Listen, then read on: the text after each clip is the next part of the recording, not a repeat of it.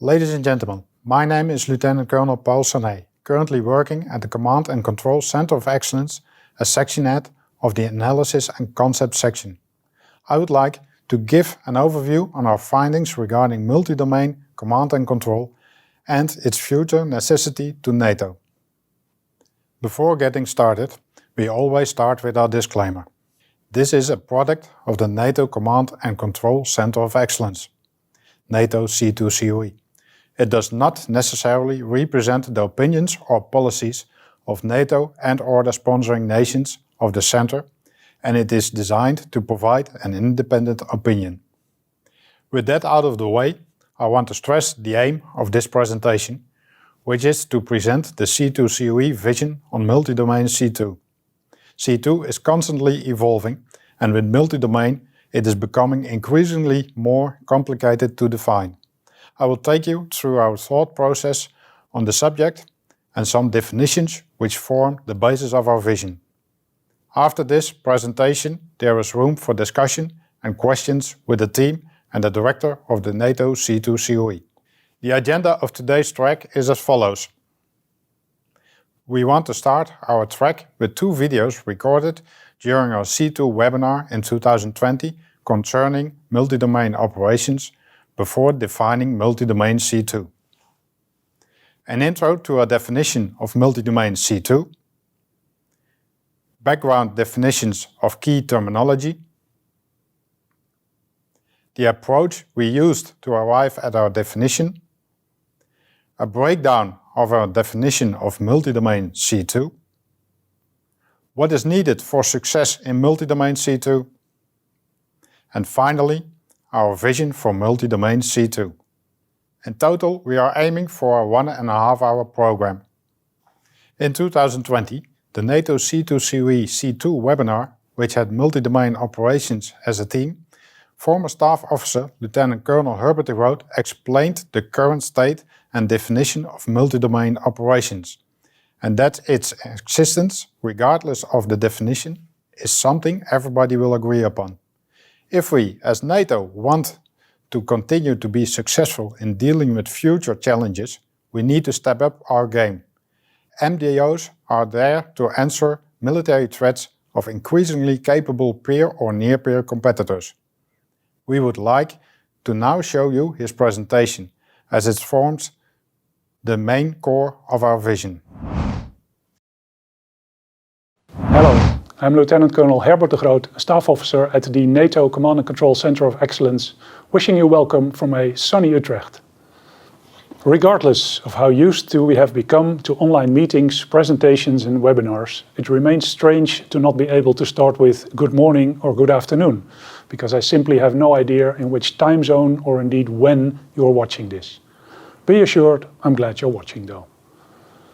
Kicking in an open door is as good a start as any for a presentation. I'm saying nothing extraordinary in stating that NATO is as relevant as ever, because yesterday, today and tomorrow, member nations are faced with challenges they can't meet alone. What has changed since the inception of the alliance is the nature of the challenges. Initially, the situation was clear, though grim at times. A real or perceived strong military opponent that had to be kept at bay in order to preserve freedom and democracy in Western Europe. The alliance grew, and so did the opponent, until the standoff ended in the early 1990s. NATO then kind of reinvented itself and transformed into a structure that sought to promote freedom and democracy in other parts of the world, not necessarily restricting itself to Europe and its periphery. Relatively recently, parallel to development to an increasingly multipolar world, we are looking at the re-emergence of competitive superpowers, not only or primarily military, but in various environments, think economical, diplomatic, but also, for example, in public opinion. As a consequence, if we as NATO want to continue to be successful in this competition, we need to up our game. Technological superiority and combined joint operations gave us the edge in the past, but they are no longer sufficient. Much less tomorrow than today. Competitors are close to matching our technological edge and appear more and more successful in leveraging any remaining shortcomings. Multi-domain operations, or MDO, was introduced a few years ago as an answer to military threats of increasingly capable peer or near-peer competitors. Today's and tomorrow's competition, however, is not only characterized by military actions, but has to be anticipated in any environment. A narrow, strictly military view of MDO brings the risk of overlooking actions from potential competitors of different nature. I'll try to illustrate this line of thought with a few examples. Mind you, I'm not trying to invent new conspiracy theories here, nor to reinforce existing ones. First example, the USS Bonhomme Richard, the Wasp-class vessel that suffered a disastrous fire while in dock in San Diego. As a result of the fire, the deployment schedule of the Navy around the world is affected and will continue to be affected for years to come. This means that the US will be more reactive than it may wish in response to incidents around the world where military presence is needed. As far as I know, the investigations on the cause of the fire are ongoing, but there are reports of arson. What if this is true and a foreign nation would be involved one way or another? Second example, the Crimea Donbass, the region disputed between the Ukraine and Russia. Most, if not all, NATO members have objected to the occupation of Ukrainian territory by Russian-backed militias. But the situation on the ground developed so quickly that NATO was unable to organize a viable military response. It seems fairly safe to say that this inability to react was the result of a parallel diplomatic influence campaign, or Maskirovka, aiming to prevent a timely, unanimous response from NATO nations. As a third example, it has to be mentioned, COVID-19. Absolutely zero reason to believe anything else than the fact that the current pandemic started with the accidental transmission of an until then unknown virus from an animal to a human patient zero. While humanity might eventually learn the exact origin and, more importantly, a cure or other means of containing the spread of the virus, the initial and subsequent reactions of some of the leaders of the more powerful states in the world didn't seem to help much in this containment effort. Still, in a discussion over morning coffee amongst colleagues fairly early on in the pandemic, the question that couldn't be answered then nor now was who stands to gain? And secondly, what is the effect in the global balance of power and how do we influence or steer that? Fourth, returning to the US Navy, which suffered another setback when the COVID-19 virus hit the crew of the aircraft carrier, the USS Theodore Roosevelt. The operational status of the vessel was definitely impacted by what appeared from the outside to be a politically motivated downplay of the seriousness of the situation by the former Secretary of the Navy, putting it mildly. Multi-domain operations as an operational concept was officially introduced by the US Army in 2018. The concept elaborates on the multi-domain battle that was introduced a few years before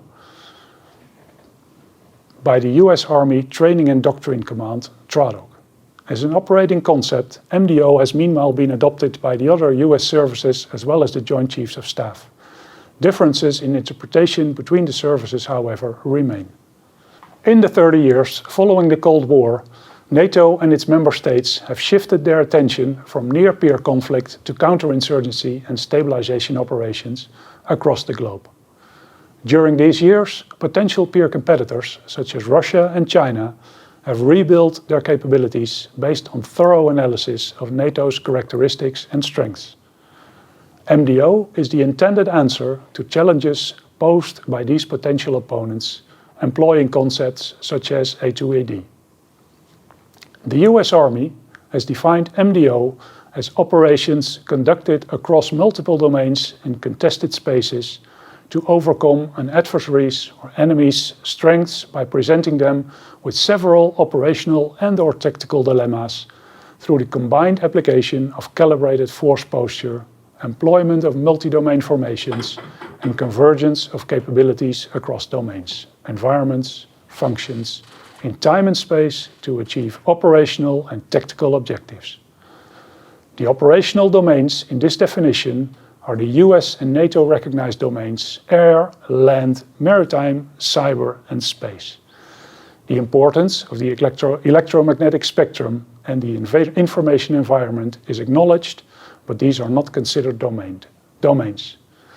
They, as well as other areas of significance, are usually referred to as environment, space, or landscape. Competition and conflict with and operations against a near-peer opponent employing A to E D-like concepts is only a part of the problem that NATO is facing today. NATO forces can't be everywhere, while at the same time we're seeing an ever-increasing tendency across potential adversaries to keep different types of actions below the threshold. The enemy action supports their long-term goal, but is in itself not provocative or detectable enough to merit an armed response, or it is deniable to the same purpose.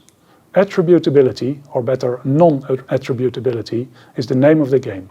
In the traditional kinetic domains, it is usually straightforward to attribute provocative actions to an actor, and the idea of a sliding scale of provocativeness is less important due to the laws of self-preservation, self-defense, and proportionally accounting for that varying degree.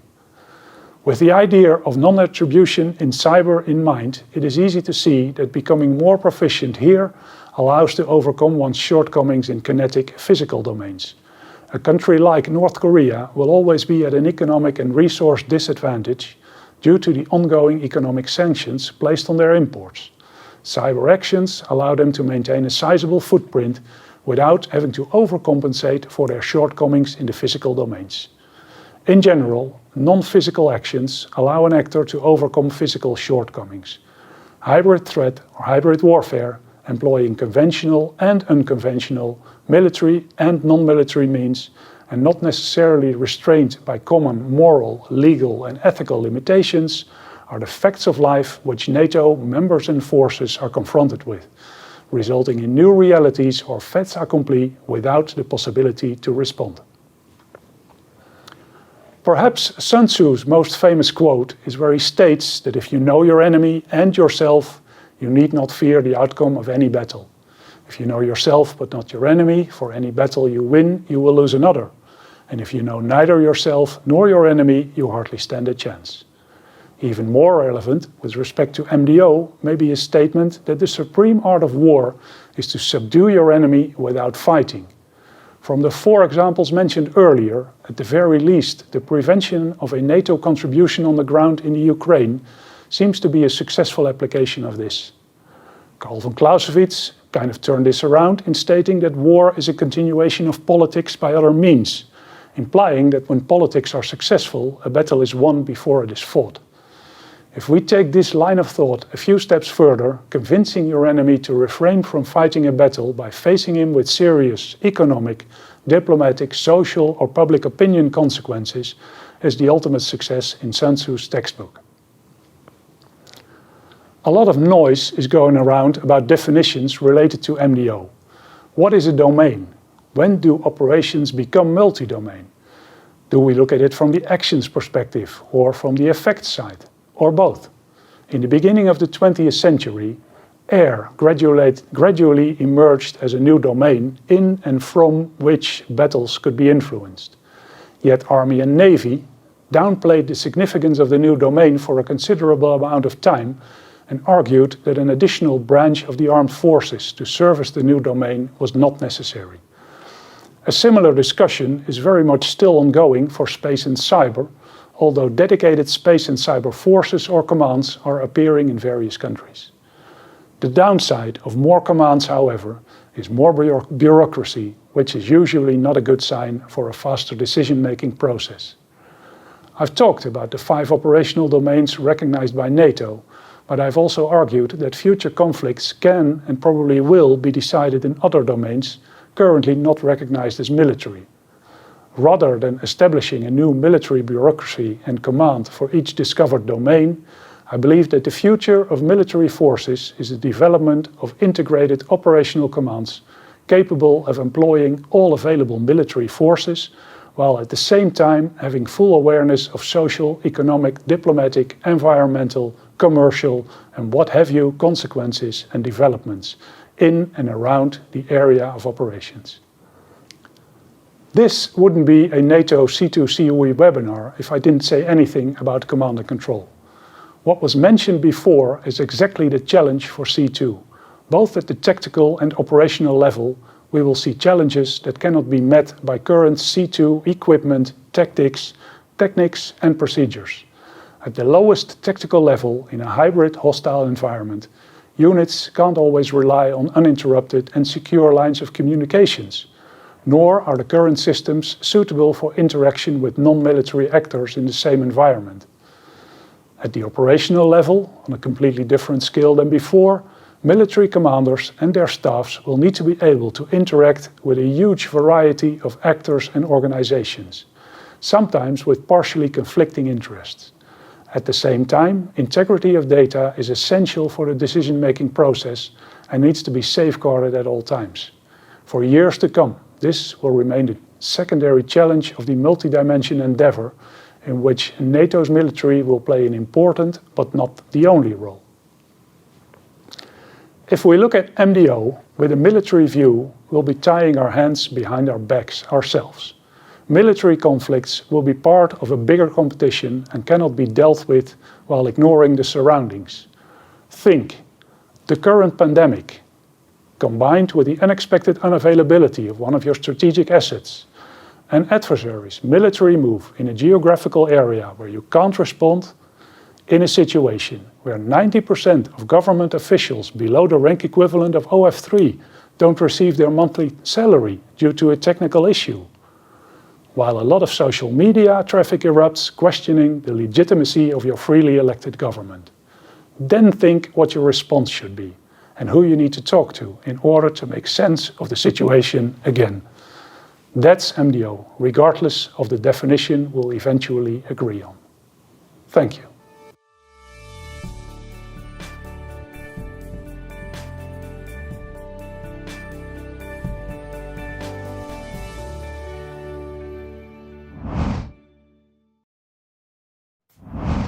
As Lieutenant Colonel de Groot is stating, military conflicts will be part of a bigger competition and cannot be dealt with while ignoring the surroundings.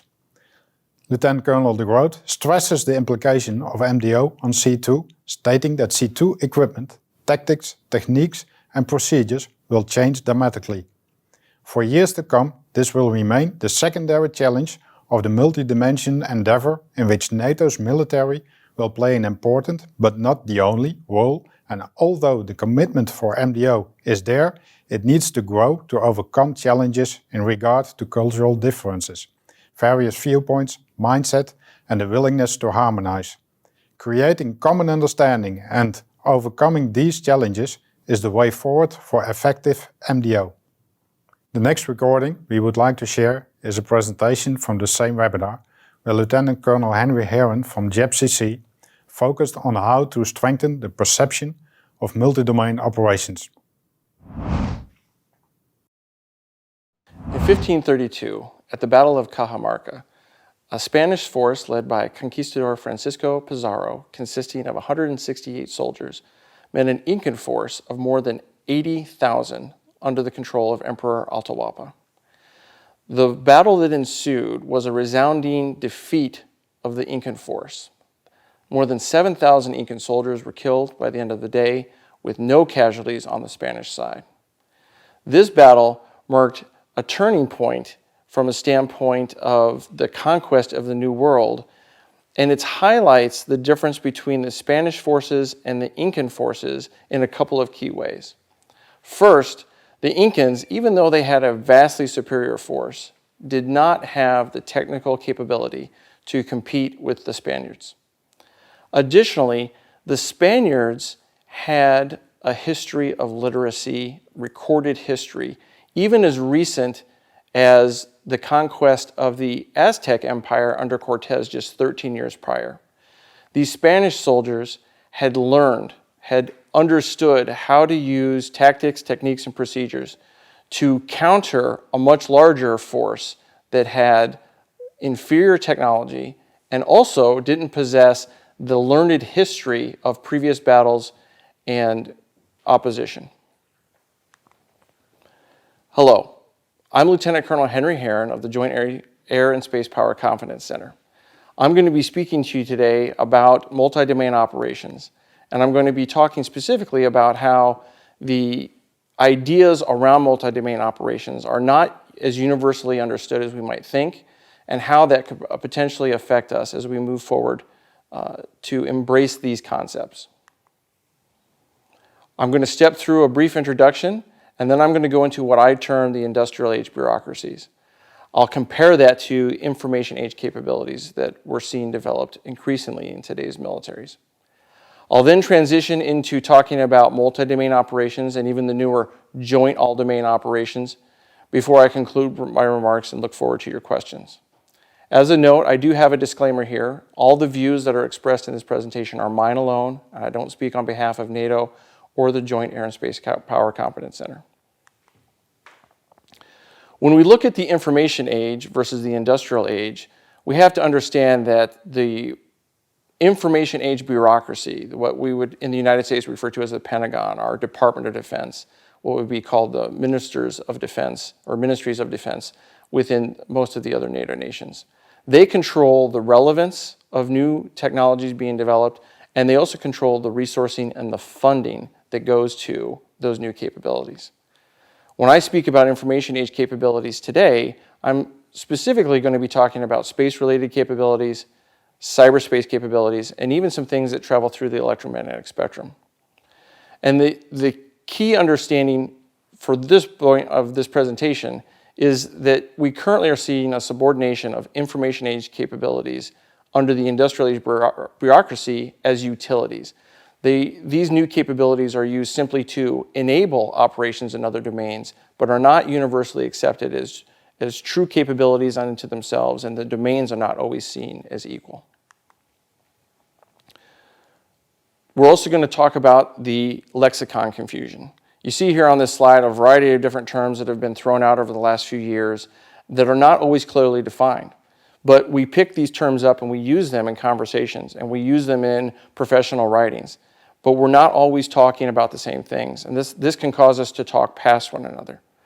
This is so prominent that even in this conversation that we're having today about multi-domain operations, NATO still has not defined what a domain is.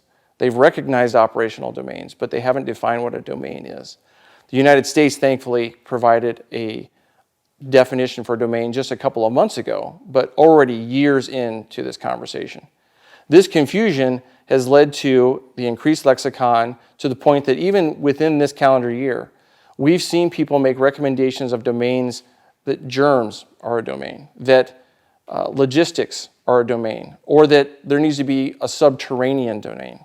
The lack of a cohesive set of definitions for these terms has really left things wide open, where almost anything that is seen to be considered important can get squeezed in order to try and seek out the resourcing and funding it needs. So the industrial age bureaucracies. For the US and many of its allies, these bureaucracies all really come out of the end of the Second World War, right? The height of the industrial age. And they center around the domains of land, sea, and air. Now, these weren't called domains at the time, but it became very apparent as we move forward that this was the focus. This is how we've organized everything with our armies, our navies, and our air forces. This has led to a lack of flexibility as we go to develop new capabilities, because these capabilities don't always operate just in the land, at sea, or in the air. They're operating in space, in cyberspace, and in the information domain, which has come up as well. But in order to get access to the funding that they need, they have to go through these information age bureaucracies. So let's start by looking at space.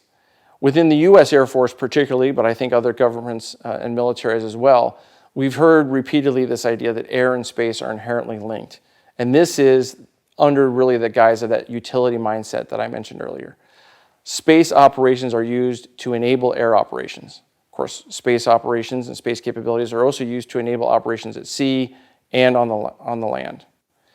We're starting to see the transition, certainly in the United States with the recreation of US Space Command and the stand-up of the US Space Force, but also in European nations, in the UK, France, Italy, Germany, where they're standing up their own internal space commands. They're standing up these commands to look at space for its unique operational concepts. They're using an operational mindset, understanding that we have to be able to meet challenges in these domains for the benefit of securing those domains themselves, not just to support operations in another domain. The embracement of this type of approach is going to better allow these nations to organize, train, and equip military forces to conduct military operations within those domains, not just continue to support operations in other domains.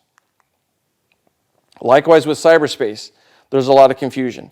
We can talk about cyberspace maybe made in America. The definitions that we have in the United States, while we might recognize that cyberspace is a man-made domain, really within the US it's an American-made domain because the definition that we're using is an American definition.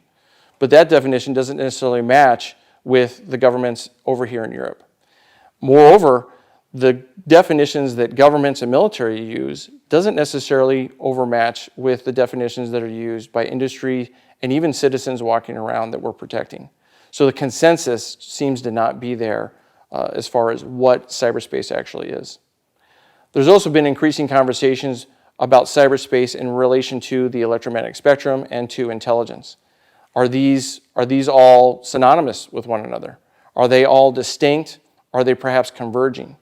Recently, the United States reorganized two numbered air forces, one that had been responsible for cyberspace and one that had been responsible for intelligence, and merged these two together to create one numbered air force that will oversee cyberspace, intelligence, and the electromagnetic spectrum, because certain electromagnetic spectrum or electronic warfare capabilities previously resided in an organization that was subordinate to that intelligence numbered air force. The confusion about how these things relate to one another continues to persist. Additionally, we start looking at the legal authorities to execute operations. All military operations are using cyberspace to some extent, whether it's in the land, sea, or in the air. But the legal authorities that go with executing those operations at land, sea, and air do not necessarily carry the legal authority to operate and execute within cyberspace. So there's confusion as that as well. If a land force is out, a battalion is engaged in combat, do they have the ability to execute operations in cyberspace, or do they have to go to a different commander? Do they have to have that relationship established prior to hostilities? This is something that isn't clearly defined or clearly understood. And then information. I mentioned information before, but I want to come back to this. In the United States, we recognized information as a joint function in 2017. So what that means is the information is present in all military operations. There's always an information component. Yet still you hear talk about information domain.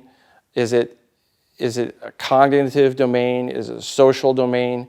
Is it linked with cyberspace? Is cyberspace simply the mechanism through which information flows?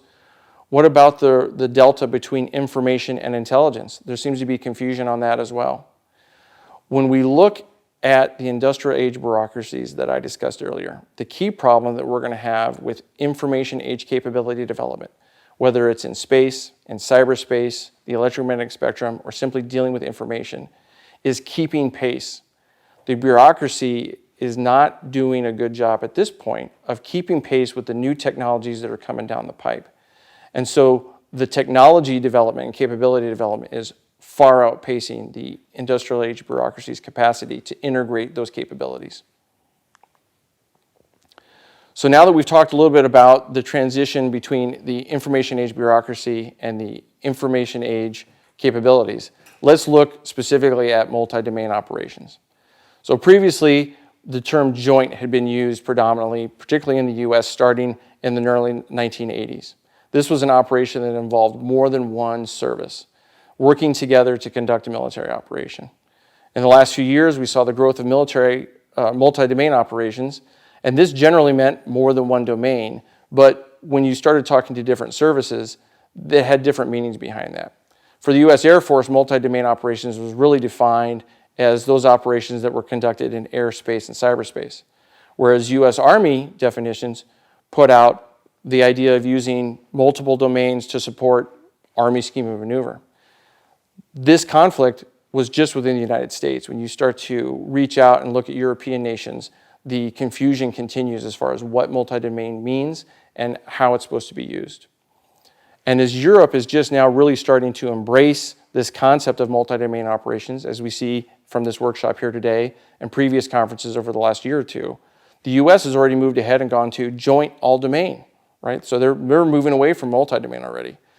Now the idea behind joint all-domain, it comprises all of the domains, land, air, maritime, cyberspace, space, but it also includes the electromagnetic spectrum. The concept here is the focus on providing synergies, using sensors and capabilities that can pull data in from any source and get it to the individuals that need to conduct the operation. We now have some clear definitions, which helps us move forward. The question is everyone ready to move forward at that point? And are the technologies available to enable these types of operations? Currently, they're still under development. I talked a moment ago about definitions. So when we look at Joint Pub 3 within the US and we talk about joint operations, it's previously and currently defined as describing an operational environment encompassing physical domains, looking at air, land, sea, and space. It also includes the information environment, which under that includes the cyberspace domain and the electromagnetic spectrum. So you can see very quickly from this definition, we're using the term domain, we're using the term environment, and at the end of the time, reading this definition, we're really not really sure how everything aligns. What's really a domain? What's an environment? How does a domain relate to an environment? Is an environment part of a domain, or is a domain part of an environment? It's just not clearly spelled out. As I mentioned previously, just this summer, the US Air Force released a definition of a domain, and they defined it as a sphere of activity or influence with a common and distinct characteristics in which a force can conduct joint functions. So as I had also mentioned previously, information is now a joint function within the US. So what this means is all those joint functions that are apparent in any military operation, if you can conduct all those joint functions within a unique sphere or activity, then that's a domain. So this is something that we can use going forward to ensure we're not talking past one another. But there's still the issue, now that we've defined domain, of understanding what is a multi-domain operation. The reality is that most modern military today execute in more than one domain, from a standpoint of needing more than one domain to execute their operations. But they're using the majority of the other domains that they're not operating in as a utility function to enable their operations. So they're operating on ground, but they're using cyberspace and space to help enable their operations. Or they're operating at sea, but they're using air power to help defend the fleet. This is still that utility mindset. And I think what we need to do is take an opportunity to try and look at this a different way. The analogy that I've presented here is to use video games. There's a certain type of game called a first-person shooter game. This is where the player would use a single avatar that's going to go out and operate in one domain. And they're going to then use potentially other capabilities in other domains for support. This is very common in the modern militaries, operating one domain, using the others for support. But if we're going to truly transition to multi-domain operations, it can't just be at the operational level giving control. It's got to be the actual operators conducting the operations. So then you're going to need to have people who possess an understanding of a variety of functions spread across domains, and they're actually operating in those domains. And then they're synchronizing all those activities together at one time at the tactical level, not just at the operational and strategic level. This is what you see when you start looking at real-time strategy games, right? The player controls a variety of capabilities and has to synchronize all those activities together. This is the definition of multi-domain that we don't seem to be moving forward to. We're looking just at the operational level, not at the tactical level. As we transition over to NATO, we can see that in the past, the nations have developed forces for that tactical competency and depth. We get a pilot, we train him how to fly a certain type of aircraft to perform a certain type of role. Or we put someone out to sea and we put them on a certain type of ship and we give them a certain function, and that's what they get really good at over the first 5 to 10 years of their career. Once they've progressed a little bit in their career, then we start to give them some breadth, maybe at the operational level or at the strategic level. But they really still are relying on that tactical depth. But in order to truly enable multi-domain operations, that tactical depth is not going to be sufficient moving forward. We're going to need to grow our officers and our enlisted men and women to have not only the tactical depth in one system, but an increased degree of breadth at all levels, operational, strategic, tactical, across the board. That's going to be a challenge. How do we train? How do we grow those types of professionals? And then for NATO specifically, there's again this authority issue that I had talked about previously.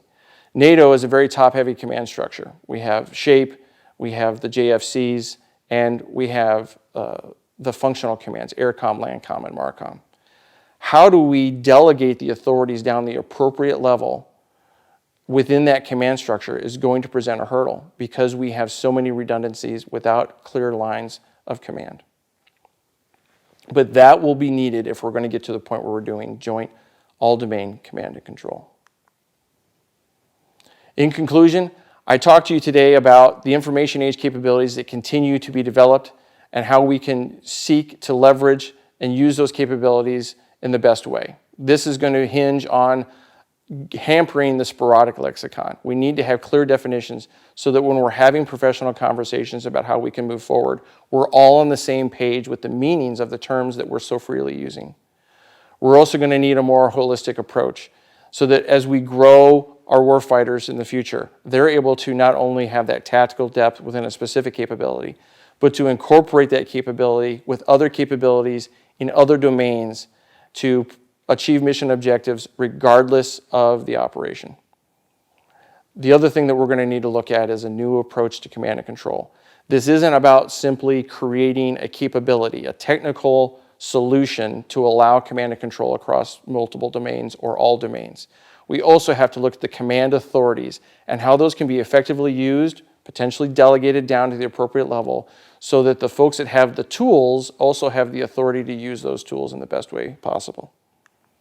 I'd like to thank you for listening to my comments today, and I'd also like to thank the Command and Control Center of Excellence for giving me this opportunity to present a different view on how we look at multi-domain operations, and I hope it continues to contribute to the dialogue that we're going to be having later on today and in the years to come.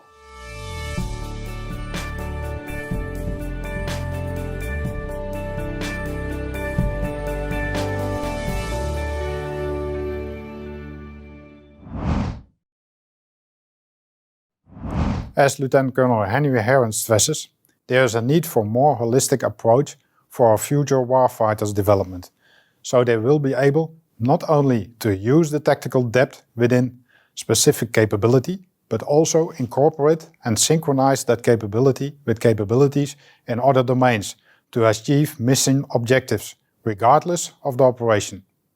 We have to look at the command authorities and how those can be effectively used and, if needed, delegated down to the appropriate level, so that operators that have the tools also have the authority to use them in the best way possible.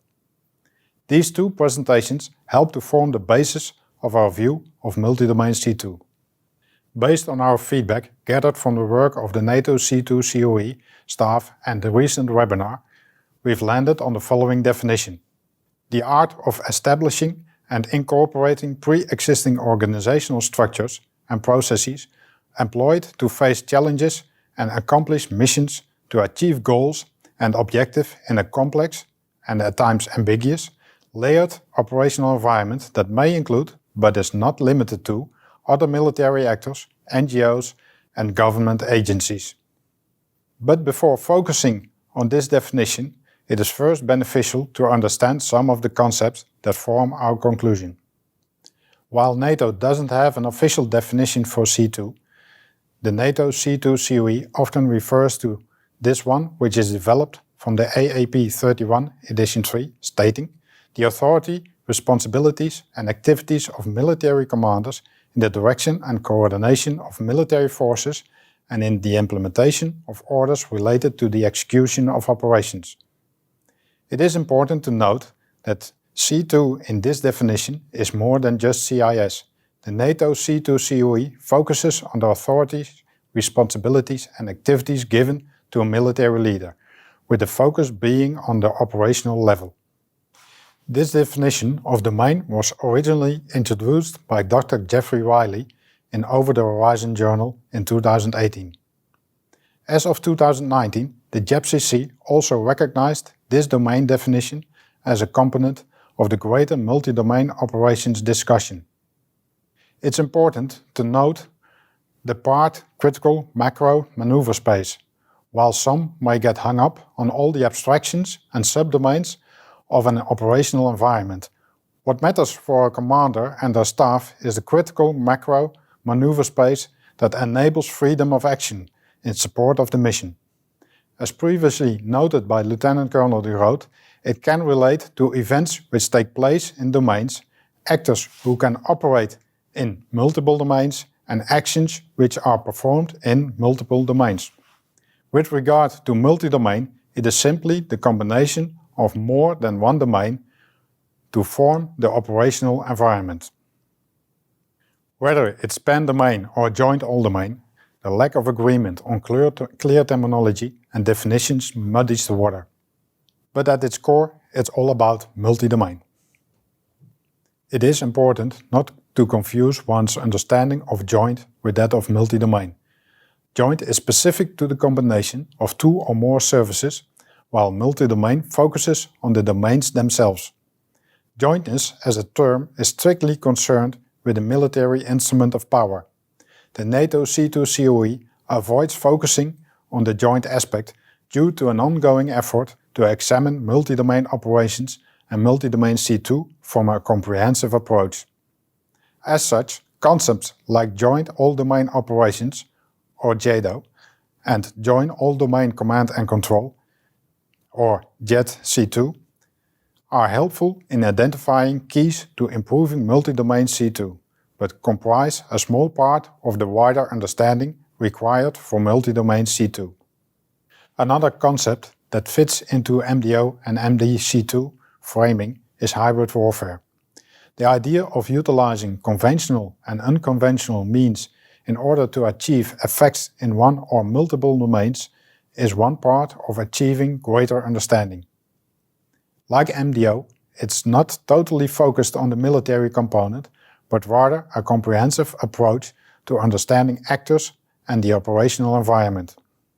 Comprehensive multi-domain situational awareness is needed for effectiveness in hybrid warfare and is a necessary component for effective MDC2. To properly understand Mutli-Domain C2, we need to analyze three main components of the definition. First, incorporating pre-existing organizational structures and processes. Simply, entities or persons may come into a multi-domain system where their own C2 structures and processes like battle rhythm and CIS, and successful integration of these people is predicated on adapting into a new system without fundamentally changing their own operating procedures. Second, achieve goals and objectives in a complex and at times ambiguous, multi-layered operational environment. The operational environment is defined in order to achieve desired effects with the resources at hand. Domains are complex due in large part to overlap. The non-physical nature of some, like cyberspace and the electromagnetic spectrum, and the impact of effects on non-military actors. And lastly, not limited to, other military actors, NGOs and government agencies. As previously referred to, the NATO C2COE uses a comprehensive approach to analyze MDC2. And as a result, the domains are comprised of more than just military actors. To ensure success of NATO and its allies, new developments are needed for success in a multi-domain environment. New and more agile C2 structures and processes are needed that account for the growing complexity of multiple actors across multiple and at times overlapping domains and landscapes. It's also important to keep in mind that efforts to develop more agile C2 systems already exist. The ongoing effort to develop federated mission networking represents, in the NATO C2COE's view, the most viable option for achieving a comprehensive C2 system. As previously mentioned, examining multi-domain operating environments comprehensively allows for NATO leaders to know where they are, who else is involved and how to act within the larger environment. We need common and clear understanding about the terminology that should be developed in parallel with the multi-domain concept. There is a need for clear definitions to enable discussion between parties regarding the meaning of the terms they use and establish a common baseline for synchronization. Combining the aforementioned, our view on MDC2 is as follows. In 5 to 10 years, a NATO commanding officer will be able to seamlessly integrate into a complex, layered operational environment with a strict focus on how they fit into the system in relation to other known entities, who they support and who supports them. Their understanding is of those military actors and non-military actors involved in achieving effects under a common understanding of their mission and their commander's intent, whilst adhering to an adaptive C2 structure. And here, to offer more insight into our vision for Mutli-Domain C2 is none other than the NATO C2COE Director, Colonel Robert Mewsen.